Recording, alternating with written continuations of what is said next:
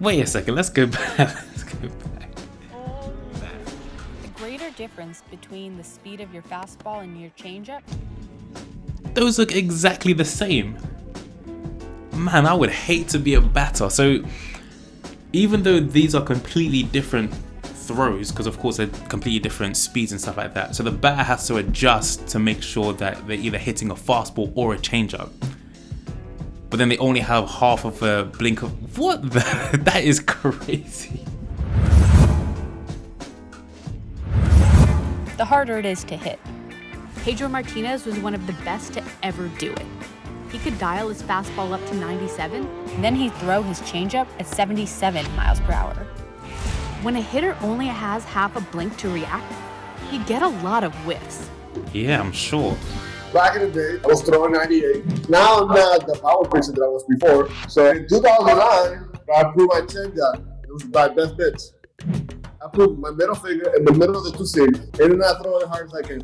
And I was throwing it, and then, come out really good. And then start striking out lefty, righty. It was like, this is it. This is my pitch. He got it! A perfect game by the King, Felix Hernandez! Wait, so maybe you can put that down in the comment section. What is a perfect game? Is it when the pitcher, no one hits their balls for the whole game or something like that, the whole 9 innings, or is it something different? What is a perfect game? Let me know in the comment section down below. Lots of pitchers nice have put hack. their spin on the changeup, but no pitch is slower than the ephus. The name comes from the Hebrew word for zero and was invented in the 1940s by Rip Sewell. Take a look at the height of that pitch. Whoa. The goal, a gentle lob.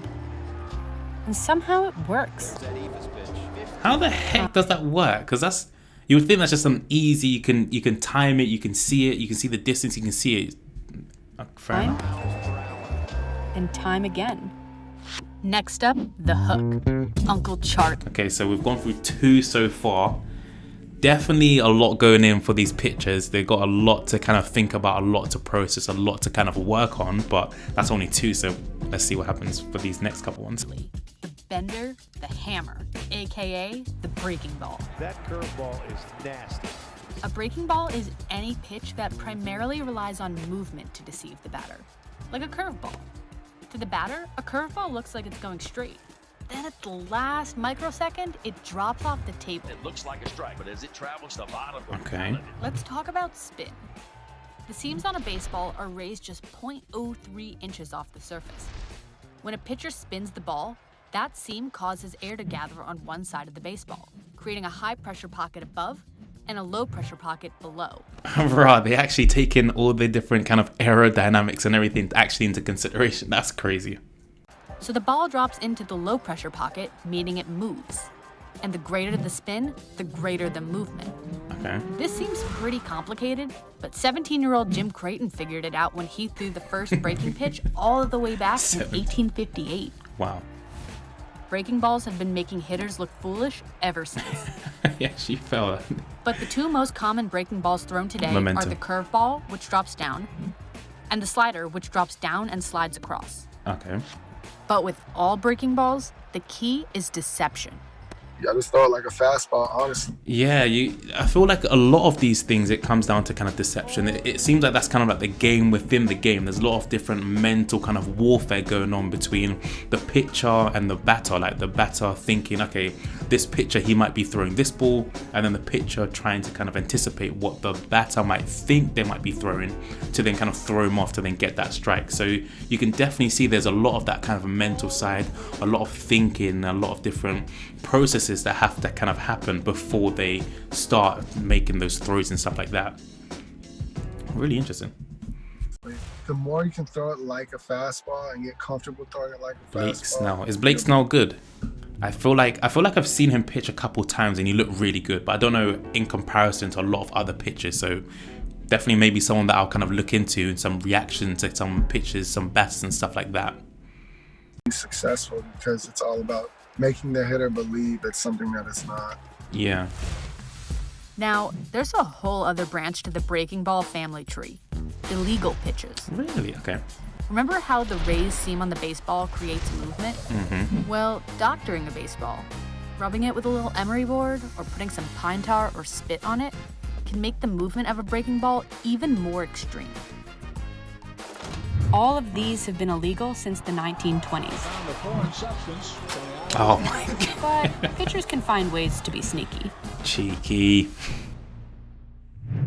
Finally, the outcast of the pitching world, the literal oddball, the butterfly with hiccups, the knuckleball. The weirdest pitch in baseball and possibly the most misunderstood. The reason why it's called a knuckleball is that when you throw it, you see your knuckles up here. When the ball wants to spin backwards out of your hand as you're releasing it, the object is to control the top half of the ball so it comes out without any spin. So, yeah. Spin. Here we go again. Remember, breaking balls use spin to move in specific ways. But when you take that spin away, it becomes totally unpredictable. Even the pitcher doesn't know where it's going. Or the catcher. Yeah, I was about to say, even the catcher. That's a good good. knuckler on a good day, it's unhittable. But a bad one usually ends up in the seats. The knuckleball has become borderline mythical. No one sets out to become a knuckleballer. I tell people the knuckleball kind of found me, right? I was drafted in the 8th round by the Pirates as a first baseman. I struggled badly. So in 1989, I was playing catch with another first baseman, throwing knuckleballs back and forth to each other. We're trying to hit each other in the kneecaps.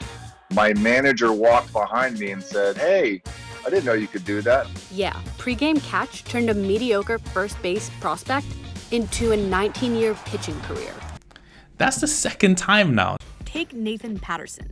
Nathan went to a Rockies game last year as a fan, but after hitting 96 on the Stadium Speed Challenge, the Oakland A's offered him a contract.